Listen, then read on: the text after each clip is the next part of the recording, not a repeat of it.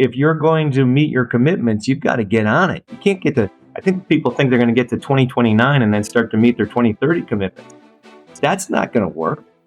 And I think the people that are charged in companies that have made net zero commitments, the companies that are really leading in those efforts, know that they can't wait.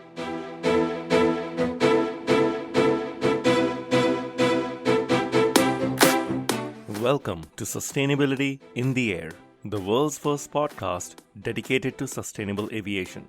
I'm your host, Shashank Nigam, the CEO of Simplifying. Every Thursday, I have important conversations with top aviation executives, technology entrepreneurs, and policymakers helping aviation take climate action. Conversations that help separate the signal from the noise. Whether you are a frequent flyer or an airline executive, if you care about sustainability or simply love traveling, welcome aboard. My guest today is Gebolys.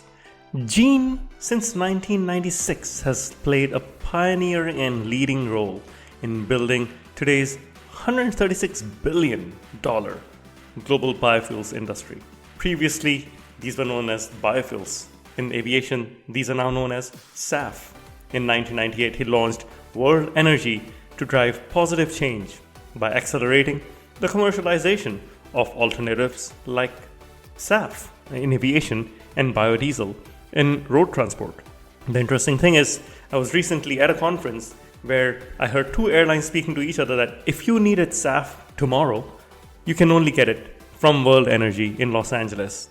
So it's a pleasure to speak with Gene today on the entire journey from World Energy on betting big on alternative fuels like SAF when they weren't a thing, when they could not predict what the IRA is going to bring to you, and how he worked with airlines and now large corporations and what he sees the future of decarbonizing aviation. Gene, welcome to the show. You are one of the few non-airline, non-airport executives who has joined us on this podcast. You, of course, are the CEO of World Energy. World Energy is associated primarily as a fuels company, but you're transforming the company into an alternative fuels company. Would you give us an introduction of exactly what World Energy does and how you work with aviation? Well, yeah, you gave a really good summary of our history. We're a 25-year-old biofuels and advanced biofuels based company operating in the U.S. and around the world in various different segments of that. And as we have evolved, we are really focused on, as we always have been, on customer need. And our customer is a customer who needs to decarbonize for whatever reason, whether that's a regulatory reason or a voluntary compliance reason or some other reason. We work back from the customer, and increasingly what we have found where we are now is the products that we're moving into really don't exist. So sustainable aviation fuel, as much as there's so much ink spilled about it, there's really not very much product. So we are really focused on building the capacity to really scale up sustainable aviation fuel. And then on the journey to that effort, we really have been focused on, well, how do you decarbonize? We're not actually selling the molecules, we're selling the value of those molecules. So sure, we do sell the molecules as BTUs, but for the most part, those will move a plane from point A to point B just as well as other molecules will. But these molecules do it in a decarbonized fashion. So we're really working on creating the ecosystem for that decarbonized service to exist. And so creating the market interface for it to exist and the physical capacity to deliver that service. So we're spending billions of dollars in LA to take the facility that's been producing SAF since 2016 up to the full scale of what it can be. We're working on a similar project in Houston. But on the journey, we have realized that not only do we have to decarbonize based on feedstocks that we use, but also on the hydrogen we use. Hydrogen is a key component in the production of SAF. And there are, as we are all learning, different ways to produce hydrogen. Some are higher carbon intensity and some are lower carbon intensity. And if your product is the carbon reduction, then everything you do has to be about reducing carbon. So we've really been focused on a hydrogen learning journey here for about the last 3 years. And that's led us to really interesting places. We can't do green hydrogen in Los Angeles, but on the path to trying to learn how to decarbonize in LA as best as we can possibly do, we've learned a lot about green hydrogen and ultimately triggered a project on the west coast of Newfoundland. Well, it looks like it'll be one of the largest green hydrogen projects in the world and one of the very first. We've been making tremendous headway on that initiative, but it all fits into the same category of go build what your customer base is going to need. So, Gene, you alluded to having a big refinery in Los Angeles. This rings a bell because I was at a recent industry conference and I heard in passing between two airlines that they were saying the only place you can get SAF tomorrow, if you wanted it tomorrow, was the World Energy Plant in Los Angeles. And they were dead serious. Everywhere else, you just cannot get SAF. There's not enough of it. There isn't going. Tell us exactly how this came to be. Did you already have the plant? Did you decide to make SAF at that plant? Was the plant already making SAF? How did the LA factory come to be, the refinery come to be? And how is it such a critical part of this entire SAF value chain today as we speak about it? Yeah, I wish I could tell you I had tremendous insight going back a decade or so, and then everything just progressed logically. But that's not how my life works, and I think it's not how a lot of lives work. So, in advanced biofuels in the United States, two things were really emerging by 2014, 2015 as really key trends in the industry. First, biodiesel was starting to give way to renewable diesel as the preferred technology. And second, the California Air Resources Board, their implementation of the low carbon fuel standard in California was really skewing markets such that you needed to be in renewable diesel and you needed to be in California. And so we had identified a site in Paramount, California, around that time, around 2015, 2016. Started working on a deal to buy that site and concluded that transaction in 2018. What I didn't really appreciate fully at the time was the sustainable aviation fuel component of that deal. The business was called Alt Air. It was focused on being a sustainable aviation fuel business, but it was a relatively small part of the output of the facility, and the facility needed a lot of investment. And so as we started looking at how to bring that facility to what it could be, there was the beginnings of a new technological capability to go to a max SAF technology. So instead of intentionally producing high yields of renewable diesel, you could produce high yield of sustainable aviation fuel. Working with our partners at Honeywell UOP, we started working on could we convert this facility into a SAF facility. To your point about your question about two airline execs saying, hey, the only place you can get this stuff is in Los Angeles.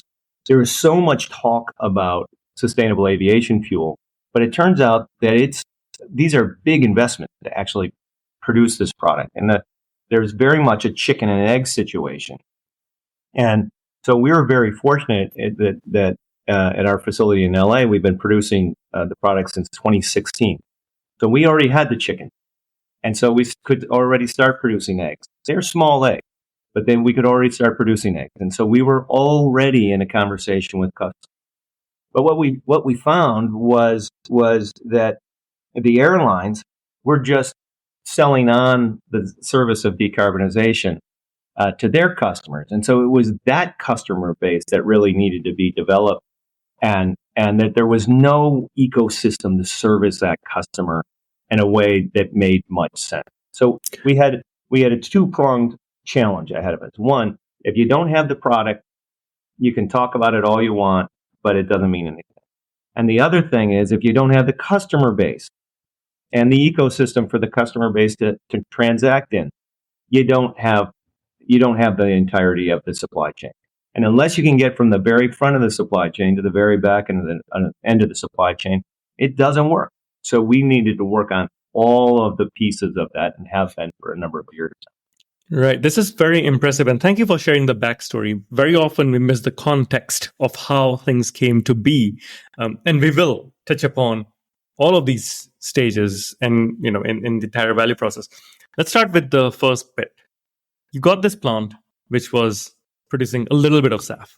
At that time, there was no IRA. At that time, there were no mandates in the EU. At that time, there were no airlines making a line for SAF. Hey, give me SAF. And how did you decide to invest, and why did you decide to invest? This is incredible foresight. If you look back right now, that you decided to not just shut this small little part of the factory off and use the resources for more profitable or more in demand uses of that. In fact, what does it take to build a SAF plant in terms of investment? What are the amounts we are talking about, and how did you decide to put this money in? Well, my partner in this endeavor is Canadian, and so we like to use Canadian analogies. And probably the most overused Canadian analogy of all time, as you know it's coming, is you've got to skate to where the puck is going to be, right? And so, look, it's very clear if you zoom back a little bit and you say, okay, how are we going to decarbonize on the road? How are we going to decarbonize at sea? How are we going to decarbonize on rail? And how are we going to decarbonize in the air? By far, the stickiest of those wickets is how are we going to decarbonize in the air? And everyone in aviation, whether you're a buyer or a seller, has a fundamental problem.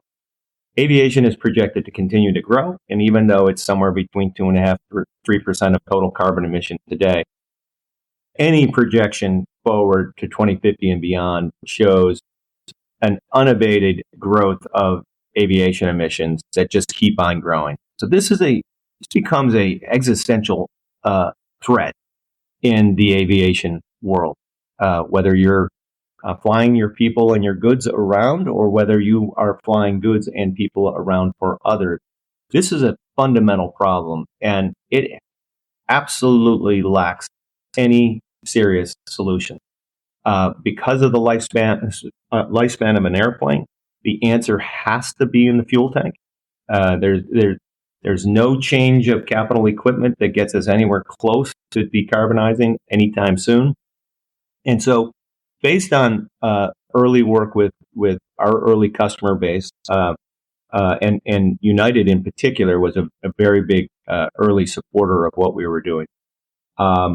We started working on how do we start to take the steps that need to be taken to scale up this industry and innovate. There's this idea sometimes in innovation that if you only wait around for the perfect, you won't waste time and resources on the imperfect. Well, I couldn't disagree more with that premise. I think that's crazy. That's just not how innovation happens. Innovation is one inadequate step after another, after another, after another, and you keep on getting better. And so, as I said at the outset about how we arrived at our hydrogen initiatives, we didn't set out to be out in working on hydrogen. We're working now on a $12 billion project in Canada to be an early leader in green hydrogen. That comes directly from our work in sustainable aviation fuel. And our work in sustainable aviation fuel comes directly from our work on ground fuel. And so one thing always leads to another. And so we've been absolutely convinced that somebody has to move. And that if we do, we will be able to team up with others who need us to move. And that's right. Proving to be true.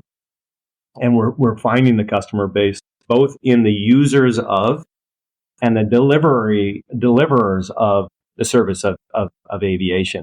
And they both need to be on board. This needs to be a complete tied together supply chain where we get the suppliers of the fuel, the suppliers of the aviation service, and the buyers of the aviation service all working in concert together. So that's Right. what we've been working on. How did we come to the decision to do it? Because it's the biggest problem, hardest one to solve. And I think our role is to go after the hard problems. Well, I love the vision. I love the innovation. I have built Simplifying in a similar fashion, not always having the answers or the perfect solution, but let's go give it a shot. So this is truly inspiring. You mentioned hydrogen. Just to step back a little, hydrogen in this case is a feedstock. It's the input that's needed to ultimately fully green SAF, right? How green is your SAF? Given that there are fewer pressures in the US for feedstocks compared to the Europe or the European Union, for example, what are the current feedstocks you use for SAF, and why this shift to hydrogen? Well, I want to be clear. So, in both our first plant in Los Angeles and the expanded component of that first plant, as well as our next initiative in Houston, we're using fats, oils, and greases as the base feedstock. But it's a hydrotreated process, so we need hydrogen to produce fats, oils, and grease-based biofuel for aviation, right? So we're already, no matter what, you have to be in hydrogen. And so then your choices are: do I want to do hydrogen the traditional way, SMR with gas, or in many places around the world they're still using coal through coal gasification into SMRs. So there are lots of different ways to get to hydrogen, and so we really had to go on a learning journey on how are the ways that we're going to get to hydrogen that decarbonize our products, so that we can deliver the best service of decarbonization. So we're working on hydrogen in a number of different ways. One is within our existing facility in LA. How can we reduce the carbon impact of our C-methane reformer that produces the hydrogen as much as possible? So we're capturing off gases of our process, which are produced by the biogenic inputs, capturing those gases, running them through the SMR, and generating hydrogen from our own biogenic off gases, as an example. So we're able to produce a much lower CI type of hydrogen through that mechanism than we would be otherwise able to do. In Houston, we're looking at a number of different ways that we'll get to hydrogen, including electrolytic hydrogen. And so the path down electrolytic hydrogen got us looking at, well, what are the drivers of value in electrolytic hydrogen, meaning hydrogen that's taken from a renewable resource through an electrolyzer to power an electrolyzer to take water and split the hydrogen from the oxygen, right? So that's electrolytic hydrogen. Well, we were looking at that, and the most important piece of that is, what are you paying for the renewable resource? So then we looked at, okay, well, where are there really good renewable resources that are being untapped that could be part of the hydrogen story? And that brought us to the west coast of Newfoundland, which is way up in the northeast of Canada. And it's got a number of really important components for this. One, it's got world-class wind. The wind is very consistent, and it's very high speed. And it's in the middle of, I don't want to say nowhere, but it is in a very lightly populated area. And there are people that live there, and we're very closely engaged with those people to make sure that anything we do there is a massive net positive to the community. But it's very sparsely populated. They've got lots of fresh water. We purchased this facility in in Stephenville, a very large port facility with deep water access and the like. So this is a long. We started the answer started in Los Angeles and taking biogenic off gases to make hydrogen, and it's gotten us all the way through Houston up to Newfoundland, where we're taking latent wind capacity and splitting freshwater hydrogen from oxygen. But I think it's a perfect example of the innovation that can come from movement, from taking action, from leaning forward. I don't think you kind of design that all on a whiteboard. You have to just go take action. Clearly, we don't have enough fats, oils, and greases in the world to do all aviation decarbonization. So we will have to come up with next generation work. A lot of that next generation is hydrogen based. And so if we can take captured carbon and process that with clean hydrogen in a way to make sustainable aviation fuel from entirely new materials, that has real promise. But it's early stage. It's very early days in that. And so there's a challenge in our space, which is, how do you marry the first generation with the second generation? I know there's an argument in our space that says, don't bother with that first generation stuff. In fact, a lot of the EU rules would suggest that some of the folks that have been advising the EU are of that view, that the first generation should be moved past as quickly as possible. I couldn't disagree more. The first generation is the generation that will allow us to create the ecosystem of transaction, the product of decarbonization of aviation as a service. That product will be created in the first generation, off the first generation of biofuel. And we can scale that to a reasonably high level. Some would say somewhere between 10 and 20 billion gallons can be produced that way, just based on what we can foreseeable available feedstock. That gets us to about 20% of the total problem. So ultimately, we're going to have to get to hydrogen-based or other as yet unforeseen solutions. But any solution you're looking at is going to have a hydrogen component. So any time spent focused on hydrogen is time well spent. How did we find it? So my partner, John Risley, started off in seafood. John's based in Halifax, Nova Scotia. He started a company called Clearwater Fine Foods, Inc. Clearwater ended up becoming... That's a Canadian legend. Yeah. So there you have it. So somehow below the 49th parallel, nobody's heard of these folks. You go up everyone in Canada knows them. Everybody knows John Risley. Everybody knows CFFI. So in the span of whatever it's been, 30, 40 years of building CFFI, John came to know virtually every local community in Atlantic Canada. Know the people, know the characteristics, know the logistics, know the politics, to come to know every bit of it. Now, when he and I started working, that struck me as the most completely irrelevant information to the work we were doing together. And it was at that time. But as time went by, and we were learning about green hydrogen, particularly the Air Products project in Saudi Arabia, NEOM Saudi Arabia. We worked very closely with Air Products, started learning about their initiative.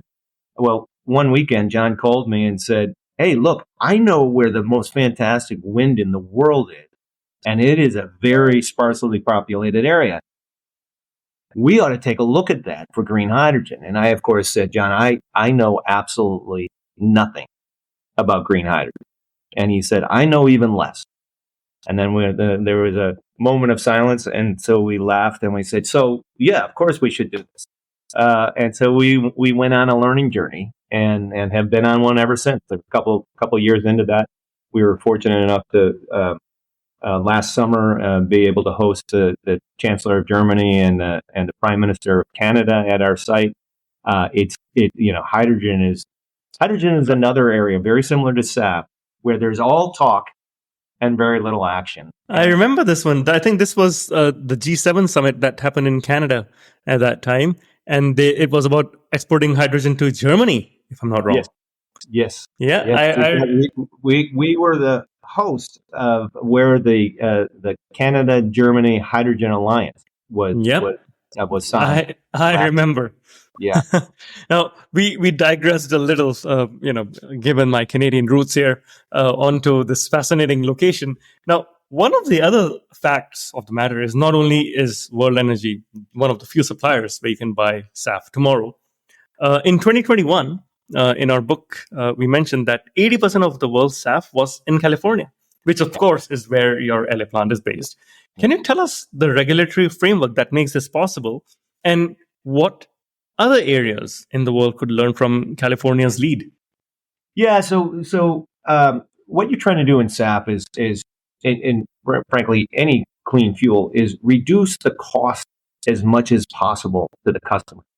And the way you do that in advanced biofuels is to optimize the credits that you can generate associated with the particular fuel. And in California, we can generate California-specific low-carbon fuel standard credit, which provide a revenue source into the fuel, which enables us to sell it to the customer base at a lower price and basically reduce the cost of decarbonization to the customer. And because of that incremental contribution from the state that exists only in the state of California, we can produce SAF at its optimal cost effectiveness today. Now, there's a lot more that you can do than just that. Of course, you got to get to economies of scale. You have to run extremely efficiently. Cost of capital matters. Your logistics and integration matter a lot. There are a lot of components that go into reducing the cost as much as possible. But we know that getting the cost down is going to be really a critical piece of getting the utilization up. And unless you do energy at scale, don't bother, right? So we know that we have to get to meaningful scale. And California is the logical place to start to do that. At our site, we operate a pipeline system that is very well connected into the area, including into LAX, and enables us to move the product not only efficiently from a cost perspective, but to move it efficiently from a carbon impact perspective. So we actually have very little carbon impact associated with the distribution of our finished product. Right. No, that's very interesting. It's about concentrating the supply, the lowest possible cost. The one side effect of concentrating supply and hence lower prices is also airlines that may not be flying to California or that are not in California do not have access to physical SAF. Your pipeline doesn't necessarily go all the way to DC, I'm guessing, from your Los Angeles plant. Yet, you had Etihad Airways work with you for COP27, operate a net zero flight last year from Washington, DC, if I'm not wrong, to Abu Dhabi. And that was using a book and claim methodology where they bought all the SAF in California from you. How does that work? And are you seeing this as a trend among airlines to have book and claim as opposed to physical SAF on the flight? Yeah, that's going to be absolutely critical. And that was a really important flight that we did. We've done a number of SAF 100% flights. We've done flights that, demonstrator flights from point A to point B that are running the pure SAF. And we end up running trucks from where we make the fuel in LA to wherever it needs to be, Chicago, Seattle, wherever. We've got one going to South Carolina. But it always boggles the brain when you're taking a low carbon fuel and running it over a continent to demonstrate that you can fly from point A to point B in a decarbonized way. And the kind of the height of the irony of this was when we got calls to send fuel to Davos, Switzerland. So attendees of the World Economic Forum's annual meeting could fly back home on SAF. Well, obviously that's absurd. This isn't about displacing one high carbon intensity molecule with another high carbon intensity. You'd spend more emissions transporting the oil to Davos. Amen. So it really makes no sense to do that. So what's clear about how decarbonization in aviation has to happen is you have to do that decarbonization service in the most decarbonized way possible. And that means you have to get your head wrapped around. You're not going to move these molecules around. You're going to move the bits of information associated with the molecule that can move freely around the world. But the molecules should go away as close to home as they can possibly go. And so Etihad, in that very important flight, didn't fly on, they flew on totally regular jet fuel, right? But what they did was they allowed jet fuel that was produced in Los Angeles to go into the jet pool at LAX.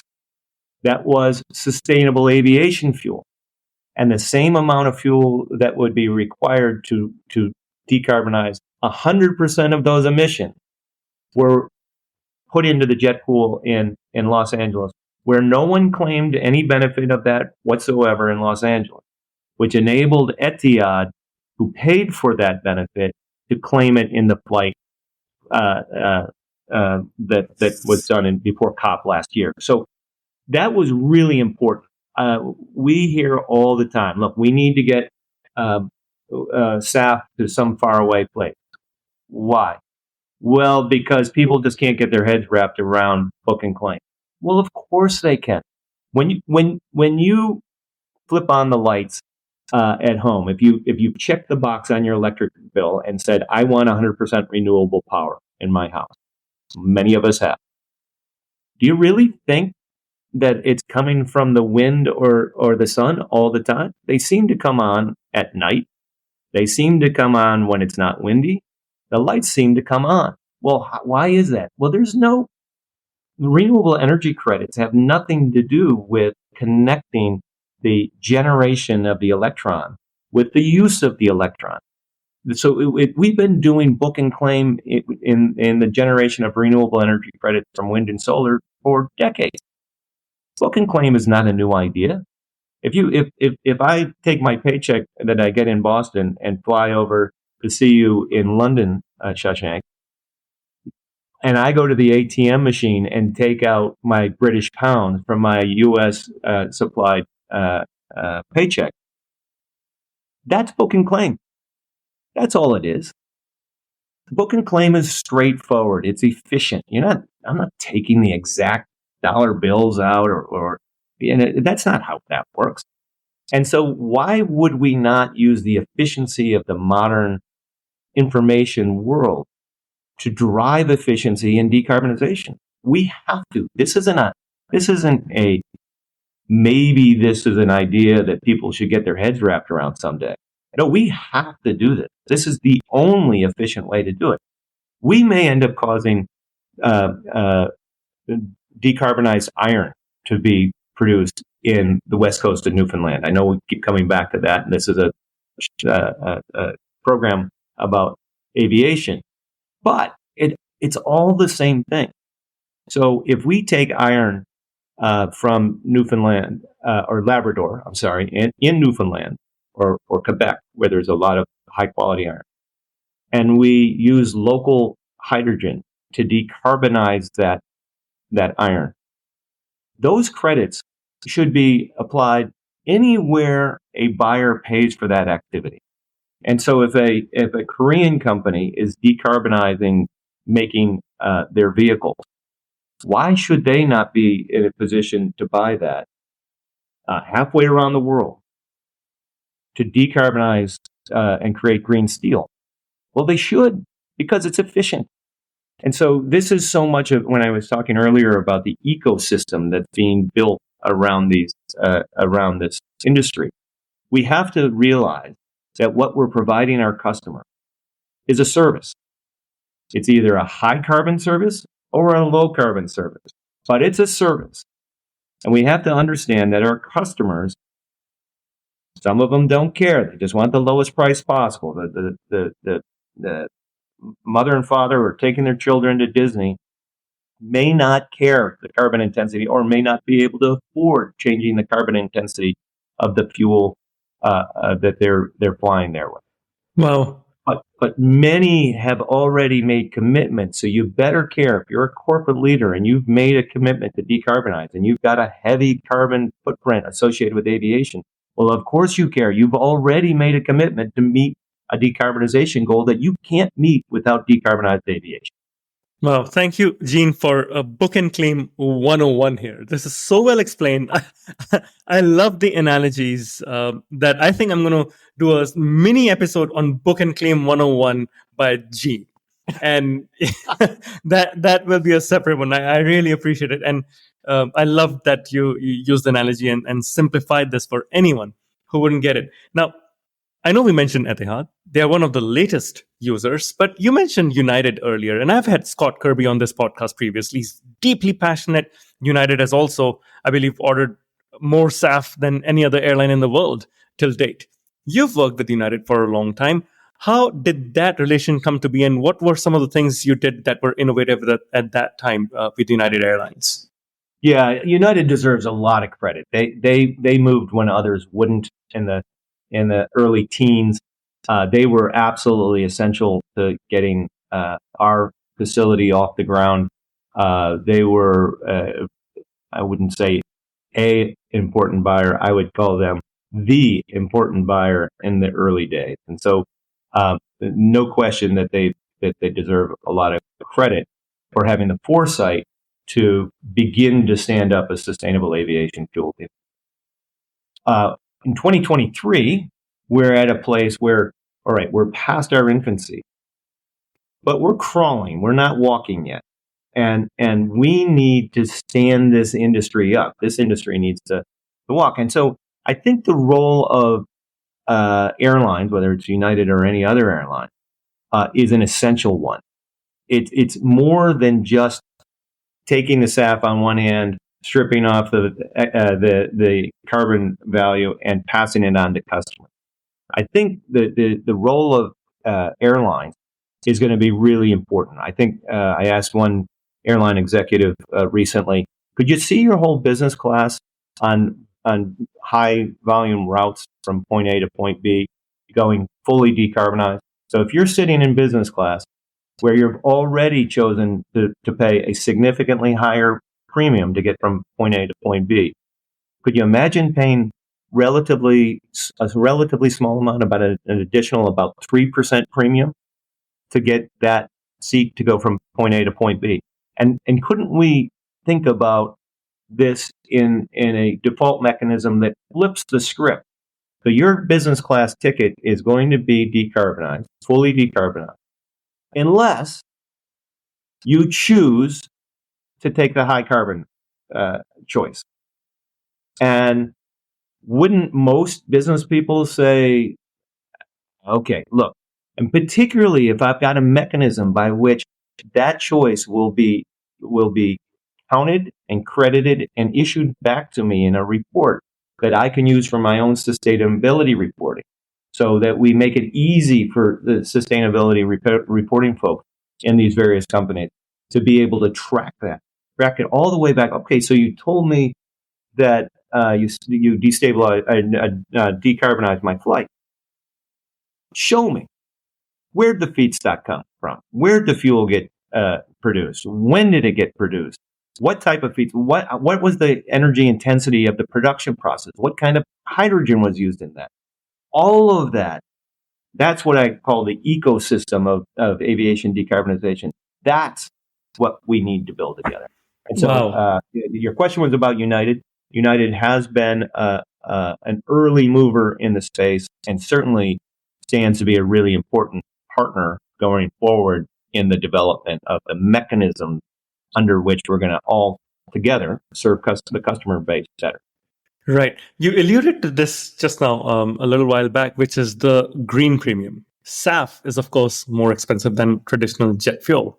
United or most other airlines, I'm guessing, are paying a bit more or a lot more, depending on where they're buying it, for SAF than they would pay for Jet A.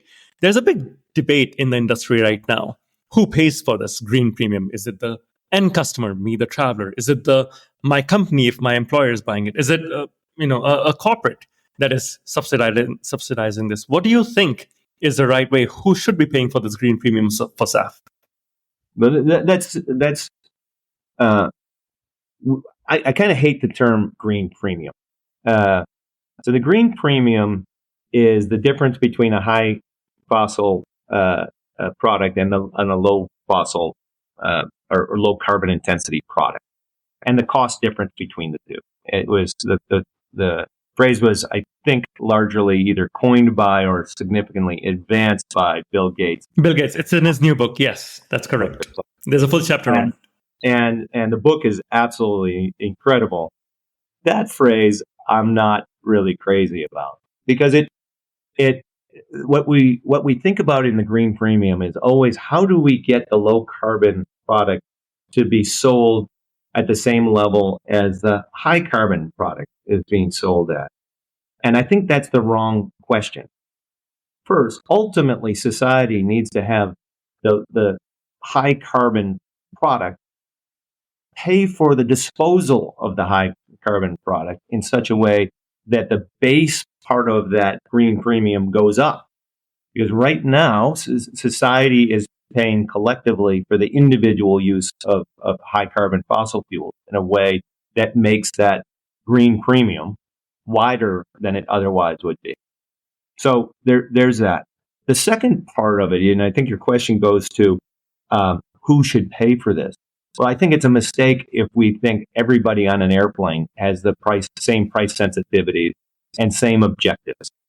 There are people flying in the back that are trying to get to see their family, or going on vacation, or doing a number of things within their family budget, and their ability to move around on the family budget is a miracle. It's really a miracle, and we shouldn't imagine that aviation is going to only be for those who can afford it. Aviation has become widely available. Almost everybody, not everybody, but a lot of people in the advanced world regularly fly an airplane, or at least occasionally fly an airplane. We have to do what any business does, which is target the products for the customers who most need those products. And the world's leading corporations across the board have made carbon neutrality or net zero commitments, or a whole range of commitments. They set those commitments to a whole range of different dates. Many of them start to kick in 2030, and that 2050 is an age. But when a lot of these were made, starting in the teens, it seemed like 2030 was a long way away. We're now as close to 2030 as we are to 2016. So if you're going to meet your commitments, you've got to get on it. You can't get to. I think people think they're going to get to 2029 and then start to meet their 2030 commitments. That's not going to work. And I think the people that are charged in companies that have made net zero commitments, the companies that are really leading in those efforts, know that they can't wait. They know that they need partners throughout the supply chain to help them meet their decarbonization goal. And this isn't, I think there's a lot of cynicism around decarbonization goals and net zero goals. And in some cases, that's well warranted. But in many cases, companies have put their brand at stake here. Their brand either meets commitments or it doesn't meet commitments. It's either going to be a leader in change, or it's going to sit it out on the most important issue that faces humanity today. This is not just a nice to have, check the box exercise in the world's best company. So the world's best companies, the leading companies, they take their commitment to society seriously, and they don't make commitments that they don't intend to fulfill. And so we, as the supply chain of aviation, can help the world's best companies meet their commitment and have their brand mean something. Wow, it's inspiring. We spoke about airlines, of course, how you're enabling airlines, but you've made huge strides in signing deals with large corporates. Book and claim deal with Microsoft. There's a new deal you've just inked with DHL. Tell us, how do these corporates come into the picture? Because ultimately, airlines are the users. We spoke about them. What role do the likes of Microsoft and DHL have to play, and what do these deals look like? So they're both very important deals, and in both cases, they show you the power of the first mover. Could you have a better example on how to decarbonize aviation than to look at the impact of Microsoft? Most of us have lived the lifespan of Microsoft and then some. And so in my case, I was a young adult by the time Microsoft became a company. And that growth of that business was all about moving into a space that didn't yet exist. Time and time and time and time again, Microsoft moved into a space that needed to exist but didn't yet exist. And so that's very similar to where we are. And we're really heartened and grateful for them moving forward with us. But they're not just buying SAF. In fact, they don't buy aviation fuel. They buy a service.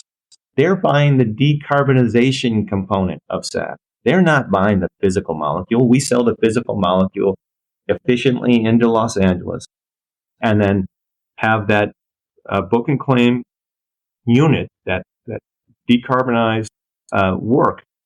That's what Microsoft is buying. And so, of course, that's a scope 3 emission. They then can allocate the scope 1 emission to whoever they choose to allocate it to. They fly on a whole lot of different airlines, and so they can allocate it to who they consider to be their partner. These are going to be partnerships, right? The airlines have a very important role to play.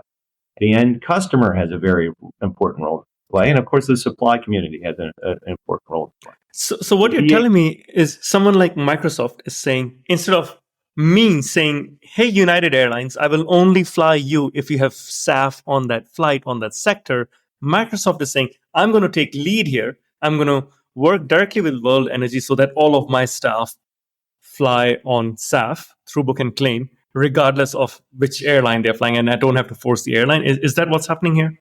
That's exactly right. And then they can work with their airline partner regarding the scope 1 component. So of course the aviation, the airline is the one who's generating a scope 1 emission when they buy fuel and they put it in the wing of an airplane and then they fly that plane.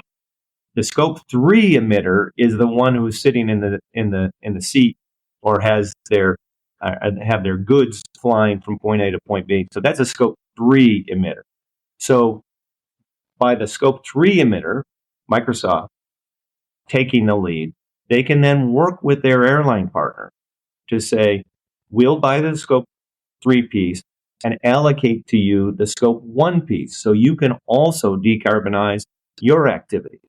And so it's really flipping the script a little bit. It doesn't mean that the airlines are no longer important. They are important. They're a critical piece. And of course, DHL is primarily a scope 1 emitter. And so they provide a perfect example of the other side of the coin. So DHL has also entered into a long-term agreement with us. These long-term agreements mean that we are going to they're not just buying fuel from us, they're building an industry with us. The same with Microsoft. They're building an industry with us over a 10-year period. This is not so that a kind of a arm's length transaction between two companies that are just trying to get each other to do something at the highest value. So, or highest price. Of course, we're trying to drive the highest value. But DHL is creating a service that they can then provide to their customer base. And they can do the same thing. We're going to move everything from point A to point B in a decarbonized way, unless you check the box to do it in a high carbon way. Right. They can provide to their customer base a service that others can't, which is to say, we will get your products where they need to go with the same level of reliability and service, but in a decarbonized way. And it's really exciting. Both of them are really good examples of how this new service is going to exist. And that's what's going to drive SAF availability. I think some people think, we're going to just sit back and someday SAF will just appear. Well, these are multi-billion-dollar investments. There's got to be a market that they get sold into. And that's the market. Right. No, this is very exciting. I've loved the journey here from a plant you bought in Los Angeles to your decision to invest in it to the Nova Scotia green hydrogen story from wind power. Sorry, Newfoundland and Labrador, not Nova Scotia. I'm still thinking Atlantic Canada. To working with airlines as pioneers, now working as corporates as pioneers. If you look forward, what gives you the most hope about the future of sustainable aviation? I guess what gives me the most hope is customers need it to happen. You look at consulting firms, for example. Well, what do? They jump on, you run a consulting firm. What do? You jump on airplanes and you go see customers. And in your case, you often see those customers about how they should decarbonize. Well, how long are you going to be able to do that in a world where decarbonized aviation exists? Oops, you're frozen. Can you hear me? Okay, perfect. How long will you be able to do that in a world in which the service of decarbonization exists, but you're not accessing it? So if Simplify is going to come over and advise World Energy here in Boston about our strategies for whatever, won't I want you to do it in a decarbonized way? Wouldn't Absolutely. At some point it just kind of become standard business for you that you'll need to do that? And you'll, of course, charge me for the flight in any case because it's part of the consulting fee I'm paying you. Mm-hmm. And so in many consultancies, their number one area of growth is in decarbonization strategy. Right. How are you going to fly around the world telling people how to decarbonize in a non-decarbonized way? I mean, it's an example, but what it is an example of, and there will be first movers in this phase.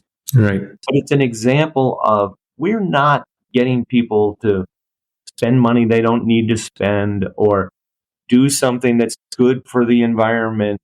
We're getting people to do things that are good for their business by making their brand mean something, avoiding the hypocrisy of going to advise on decarbonization in a carbon intensive way. I mean, Right. obviously that one just leaps off the page, but there are many of these kinds of examples, right? So the best companies in the world are looking for real solutions.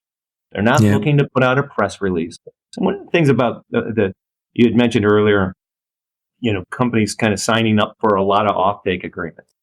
And signing up for offtake agreements doesn't mean a thing if you can't be ensured that that product's income. So I've seen, the press release war. We've all seen the press release war. Who can put out a bigger press release for a bigger volume of SAF at a longer? Well, all of that is predicated on the fuel selling at the price of fossil jet. And guess what? It can't be done. So if maybe a couple years ago, those agreements would have been done in good faith. But if you're signing one of those today, it can't be done. It can't be done.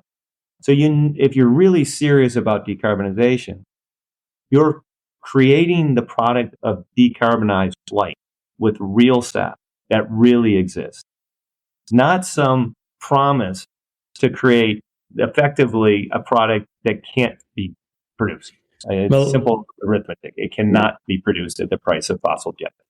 The feeling I'm getting is that Eugene and your team at World Energy are the real deal. You're bringing the future today, and you're able to make this a reality through innovative products. I would say Book and Claim is an innovation taken from the ATM example that you gave, an international ATM, and applied to energy and to SAF in this case. And I love the journey. I love the reinvention of an older company into the future. And congratulations on all the progress that you have made. I do wish you all the best in many more agreements, both with airlines as well as with corporates, because who doesn't want to be a leader in this? Well, I appreciate having the conversation with you. I've liked it. The next time we do this, I'll keep my answers shorter. No, But this my is enthusiasm level sometimes gets the best of no, me. this is great.